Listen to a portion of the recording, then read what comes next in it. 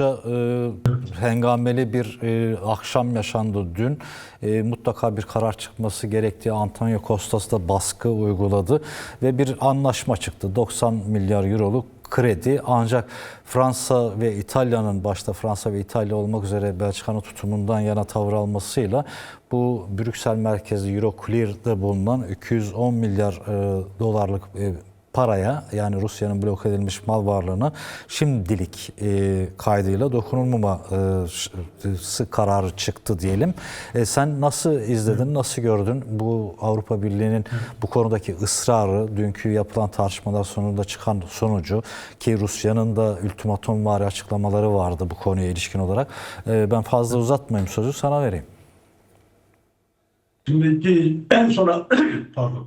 Dün yaşanan tablo aslında uzun zamandır 3. Dünya Savaşı diye içinde bulunduğumuz sürecin Avrupa Birliği özelinde somutlanması anlamına geliyor. Yani daha doğrusu onun göstergelerinden bir tanesi. Neyle karşı karşıyayız? 3. Dünya Savaşı Avrupa Birliği'ni önemli ölçüde yıprattı bu süreçte. Yani son özellikle Ukrayna Savaşı başladıktan sonra Ukrayna Savaşı adeta bir tuzağa dönüştü Avrupa Birliği için. Yani bunun altını çizmek lazım. Neden? Özeti şu aslında, erozyona uğratıyor dediğimiz. Şimdi bu bir karar alınacak diyelim işte. Ortada aslında kararın merkezinde yine para bulunuyor ve savaş bulunuyor.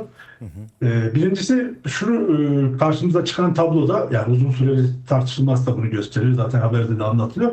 Birçok ülke tereddütlü diyelim ki. Hani bu Rus varlıklarına el konulması bu savaşın daha da büyütülmesi anlamına gelecekti aslında. Yani en azından Putin'in nitelemesi bu doğrudan savaş ilanıdır diye yapmışlar. Bir biçimde tehdit etmişti diyeyim. Almanya'nın da isteği bu yönlü gibiydi. Evet. Yani 2030'dan sonra Evet. savaşa hazırlanacağız diye böyle bir toplumun üzerinde bir savaş korkusu estirme konusunda ısrarlı bir şekilde bir politik söylem tutturmuşlardı. Tabii. Şimdi Avrupa Birliği içerisindeki ya da İngiltere'de dahil edersek Avrupa'daki bazı ülkeler savaşlar ısrarlı. Bunun başında şu an Almanya çekiyor ve Alman toplumunu da giderek daha militarist bir rota içerisine sokmuş vaziyetleri. Askerliğin zorunlu olduğu, giderek savaş sanayine daha fazla yatırımın yapıldığı. Ayrıca AFD'nin yükseldiği diyelim, yani böyle bir zemin var ve bu toplum kaçınılmaz olarak, hani diyelim ki biz ister istemez, hani sonuçta İkinci Dünya Savaşı üzerinden çok zaman geçmedi. Hitler hikayelerini, yani Hitler'in yapıp ettiklerini unutmadık. Yani bunları çağrıştıran şeyler var maalesef. Ama aynı zamanda diyelim ki Avrupa'da yani bu böyle bir politikanın sürdürülemeyeceğine dair tereddüt de çok. Çünkü hani hem mali olarak hem de sosyal olarak ciddi bir erozyonla karşı karşıya Avrupa. Yani mali olarak derken bir defa şunun altını çizelim. Avrupa Birliği şu anda İngiltere'yi de dahil ederek yine söylüyorum, ne Amerika ile ne de Çin'le hem ekonomik anlamda hem askeri anlamda rekabet edebilecek düzeyde değil. Problemin kaynağı da zaten bu. Yani şimdi burada siz rekabete, şimdi Almanya önderliğinde bir kısım Avrupa ülkesi bu rekabete girmeye ve yoğunlaştırmaya çalışıyor. Tabii Amerika'dan kopmadan yapmaya çalışıyor özellikle Almanya. Bunun altını çizmek lazım. Ancak hani bu Avrupa Birliği idealleri diye ya da diyelim ki Avrupa Birliği neden kuruldu? Tamamen zıttı bir yaklaşım. Evet. Yani Avrupa Birliği sonuçta diyelim ki işte bir tür kendine göre barış adası olarak bütün dünyaya örnek olarak tasarlanmıştı. Yani farklı işte biz ne kadar kabul edip etsek de yani ideal bir dünya olmasa da en azından bu savaştan uzak ve giderek hani daha fazla işte batağa sürüklenen bir dünyanın içerisinde kendine göre başka bir tasarımdı. Şimdi böyle bir projeksiyondan, yani gelecek tasarımından uzaklaştı insanlar. Daha doğrusu politikacılar alabildiğine uzaklaşmış vaziyette. Kritik olan da zaten bu. Yani bugün diyelim ki 3. Dünya Savaşı'nda nasıl tutum alacağız sorusuna kendi alternatif bir ütopyaları olmadığı için, düşünceleri olmadığı için, gelecek tasarımları olmadığı için aslında savaşın ritmine göre yanıt veriyorlar. Politikacılar savaşın esiri diyebiliriz basitçe. Şimdi bu basit diye ifade ettim ama karşımızda olan gerçekten kompleks ve çok heyula bir mesele var. Yani bir taraftan militarizm yükseliyor. İşte bu militarizmin, yani daha doğrusu bir sarmal gibi kendi kendine yutan bir anaforu gibi bir durum var. Bir tarafta militarizm yükseliyor, bir tarafta neofaşizm yükseliyor, bir tarafta halk yoksullaştırılıyor. Mümkün olduğu kadar sosyal haklar kısıtlanıyor. Alabildiğine emekçi kesimlerin neyi var neyi yok bunlar bir anlamda gasp ediliyor ve savaşın olanaklarını aktarılıyor. Öteki tarafta da Ukrayna'da da örneğin geçtiğimiz haftalarda gördük. Alabildiğine bu işler yolsuzluk yani savaşa da harcanmıyor diyelim. Bir takım işte sermaye gruplarının cebine gidiyor özetle. Hatta bu işin hani Ukrayna lideri Zelenski'ye kadar uzandığına işaret eden şeyler var. Yani en temelde Avrupa Birliği 3. Dünya Savaşı'nın karşısında politika üretmek yerine 3. Dünya Savaşı'nın ritmine uyan politikalar üretiyor. Bu da çıkmazı büyütüyor. Çünkü Peki. bu savaşın diğer aktörleri Amerika, Rusya, Çin vesaire bunlar zaten savaşı kendi lehlerine sonuçlandırabilecek olanaklar gördükleri için alabildiğine savaşı derinleştiren ve kendi güçlerini artırma doğrultusunda stratejiler izliyorlar. Ama Avrupa Birliği'nin böyle bir şansı yok aslında. Yani onlarla rekabet edebilme düzeyinde olmadığı için savaşı kendi lehine çevirme şansı yok. Aksine halkların üstüne, Avrupa'daki halkların üstüne bu mesele çok yani katlanmış bir biçimde. Hani moda tabiriyle çürüme diyoruz ya. O tarzda bir katlanmış bir biçimde olumsuz yansıma olasılığı maalesef çok yüksek. Eğer hani bu işte Avrupa'daki halklar karşı politika geliştirecek bir zeminde hareket edip örgütlü bir mücadeleye girmezse. Maalesef bunun olanakları da sınırlı gözüküyor şu anda. Burada araya girip bir şey daha sormak istiyorum ben Aykan. Şimdi bu Rusya özellikle kesinlikle Ukrayna'nın NATO'ya katılmaması gerektiği, hatta bunu anayasasında da yani 2019'da değiştirmişlerdi, hedef olarak konuluydu. Kaldırılması gerektiğini söylüyordu.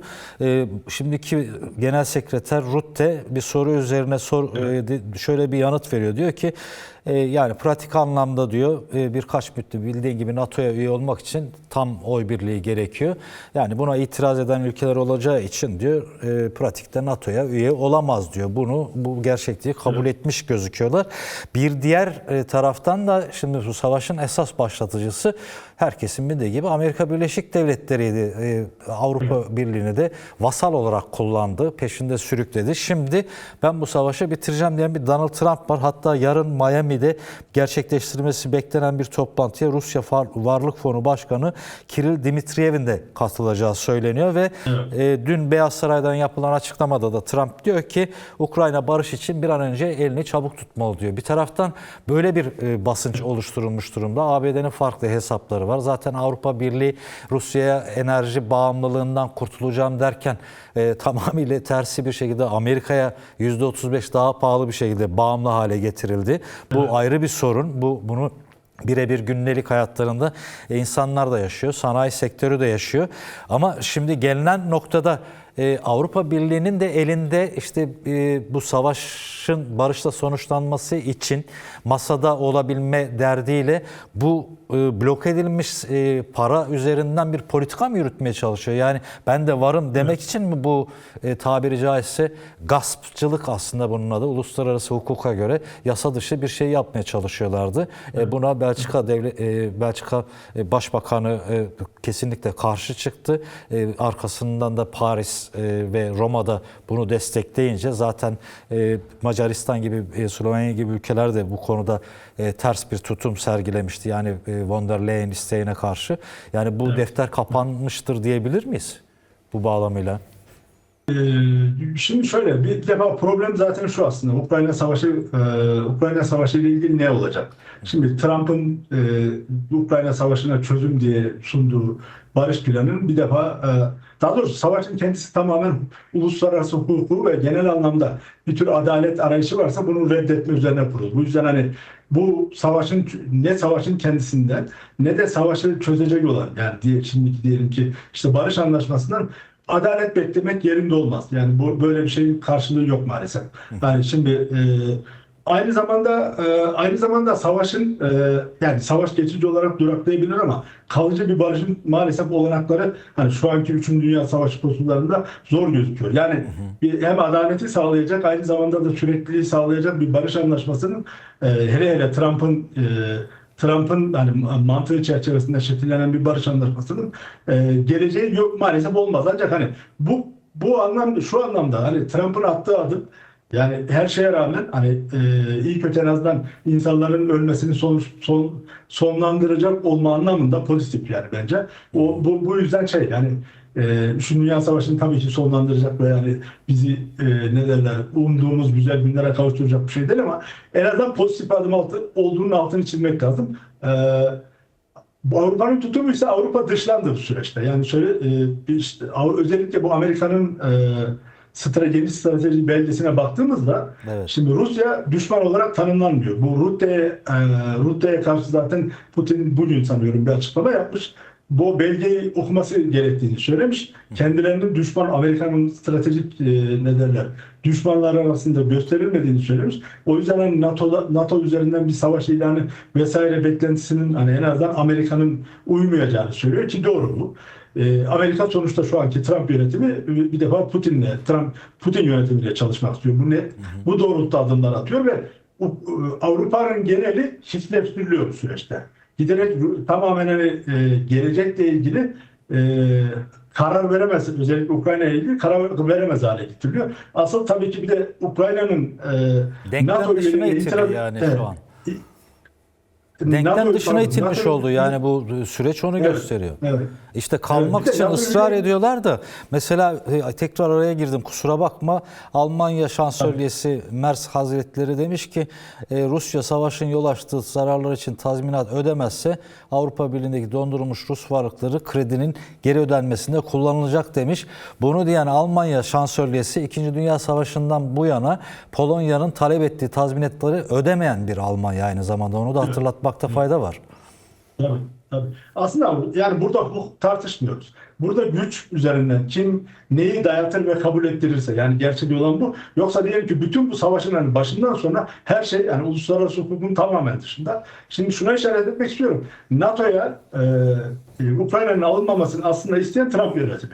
Evet. Yani haberler onları Amerika'yı biraz kenarda bırakıyor ancak asıl olarak istemeyen Trump yönetimi. Yani diğer ülkeler pekala pas geçirebilir. Ama Trump yönetimini pas geçemezsiniz. Dolayısıyla Trump kendine göre başka bir dünya düzeni kurmaya çalışıyor. Yani burada yapılmaya çalışılan o. Avrupa buna karşı itiraz ediyor ancak elindeki güçler yeterli değil. Artı yani kozlar yeterli değil. Artı birlikte hareket edemiyorlar. Ve bu konuda şey hani bu kolay kolay çözülecek bir probleme benzemiyor. Örneğin bu Mercosur'la anlaşma dahi hani yapılamadı. Çünkü niye? Bir takım ülkeler farklı tutumlar alıyorlar. Evet. Yani sonuçta bu kolay atlatılabilecek bir şey değil. Yani imza atabilirler ama problemleri yine çözmesi, Avrupa Birliği'nin kendi içerisinde çözmesi zor. Bu hani klasik aslında başta ifade ettiğimiz hani İkinci Dünya Savaşı sonrası şekillenen kurumlar, değerler vesaire Üçüncü Dünya Savaşı'nın anaforunda eriyor. Yani yeniden şekilleniyor. Yani aslında olan bu. Karşı karşıya olduğumuz durum. Bir diğer mesele ise şimdi Avrupa'dan Alman yönetimi örneğin işte Avrupa'daki Rusya'nın varlıklarına el koymakla tehdit ediyor ama kapitalizm öyle bir şey ki sonuçta diyelim ki Avrupa'daki bir sürü şirketin de Rusya'da mal varlıkları var. 200 milyar dolar civarı. Rusya'da onlara el koymakla tehdit ediyor. Yani sonuçta sadece yani görünenin ötesinde biraz daha karmaşık ilişkiler olabilir. Evet. Yani oradaki şirketlerin varlıklarına el konulmasına tabii ki batılı şirketler istemiyor. Dolayısıyla burada hani siyasal iktidarlar karar verirken doğal olarak hani bu pozisyonları gözetmek zorundalar. Kolay kolay hani Rus varlıklarına el konulması gibi bir şey yani bu koşullarda mümkün değil Amerika istemedikten sonra. Evet. Amerika da istemiyor bunu söyleyeyim. Yani çünkü bir an önce bu kendi çıkarları çerçevesinde şekillendirdiği barış anlaşmasının Trump onaylanmasını istiyor. Zaten en son işte Zelenski bir an önce elini çabuk tut dedi. Şimdi Avrupalıların mali desteği bunu biraz daha geciktirebilir. Ancak hani burada hani bir süre sonra dönüp Trump pekala hani ben karışmıyorum da diyebilir bu koşullarda. Çünkü daha önce de yaptı aslında bunu. O yüzden tehlikeli bir zeminde ilerleniyor. Bir an önce hani öyle ya da böyle barışın sağlanması aslında burada nasıl anlatayım en pozitif olanı insanlık için ama bunun zemini maalesef hani bunun adil olmasını falan beklemeyelim. Yani böyle bir şey mümkün değil. Bir de kalıcı olmasını beklemeyelim. Tabii bu da artı bir risk. Aykan çok teşekkür ederiz. Eklemek istediğin başka bir sözün varsa onu da alalım. Yoksa yayınımızı noktalayalım. Girişten Avrupa Birliği'nin yıprandığını, erozyona uğradığını söyleyeyim. Aynı şey NATO için de geçerli. Yani NATO da bu süreçte tartışma konusu olmak zorunda. Şimdi örneğin yine Trump'ın şeyine geleceğim, hani barış stratejik anlaşmasına. Şimdi bir defa, pardon, stratejik belgelerine Belgesine, diyelim aha. Amerika'nın. Orada söylenen özet de artık NATO'nun genişlemeyeceğine de işaret ediyor. Yani NATO aslında NATO önemsizleştiriyor aynı zamanda. Sadece Avrupa Birliği değil. Hani eğer bu şeyle giderse, hani bu ritminde giderse, yani Avrupa Birliği'nin böyle ikinci, üçüncü pozisyona itilmesi gibi durumlar söz konusu olursa pekala NATO da giderek zayıflayabilir. Yani giderek kendi içerisinde bölünüp hani ülkeler kendi başlarının çaresine bakmanın yollarını arayabilirler. Böyle bir risk var. Ama asıl derdimiz tabii bizim şu olmalı. Bunu her zaman altını çizmek zorundayız diye düşünüyorum. Üçüncü Dünya Savaşı'nı durdurmak zorundayız. Hani barış gerçekten burada kritik önemde. Eğer bu sağlanamazsa, hani çünkü insanlığın, doğanın hani bütün olarak yok oluşuna doğru giden bir zihniyet var. Karşımızdaki kapitalizmin mekanizmaları maalesef böyle işliyor. Bunun yolunda mücadele etmek tabii ki.